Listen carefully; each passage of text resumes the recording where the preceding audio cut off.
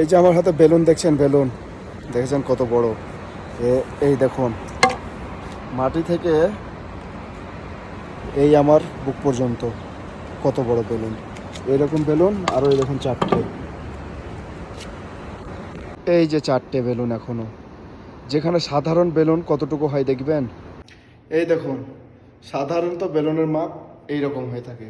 এটা হচ্ছে সাধারণ বেলুন যেটা আমাদের বাড়িতে পাওয়া যায়। আর এই যে এই দেখছেন, এই হচ্ছে বেলুন, বাকি দেখুন কত বড়। তাহলে এই যে বেলুন, এই বেলুনের এই এক বেলুনের রুটি যদি বানানো হয় তাহলে কয়টা লোকে খাবেন, কয়টা লোকে খাওয়া যাবে দেখেছেন কত বড়। কারণ সাধারণ বেলুনের রুটি তো আমরা জানি, এই যে সাধারণ বেলুনের রুটি কতটুকু হয় সকলেই জানা আছে। সাধারণ বেলুনের রুটি কত বড় হয় সকলের জানা আছে। কিন্তু এখন এই যে সাধারণ বেলুনের চাইতে এই যে লম্বা বেলুন, এই যে দেখছেন কত বড় লম্বা, মানে এই হচ্ছে এক বেলুন, এখান থেকে এইটুকু, তারপর এখান থেকে এই দুই বেলুন, তারপরেও আবার এদিকে আছে দেখছেন।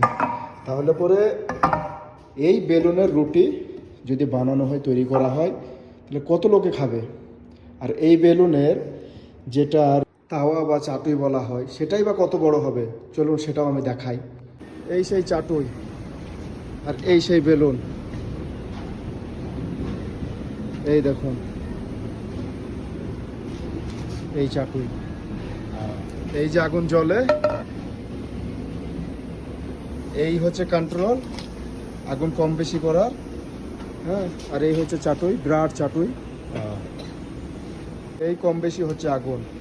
আর এই চাটুইয়ের এক রুটি যদি বানিয়ে দেওয়া হয়, আপনারা কয়জনে খাবেন, কয়জনে খাবেন?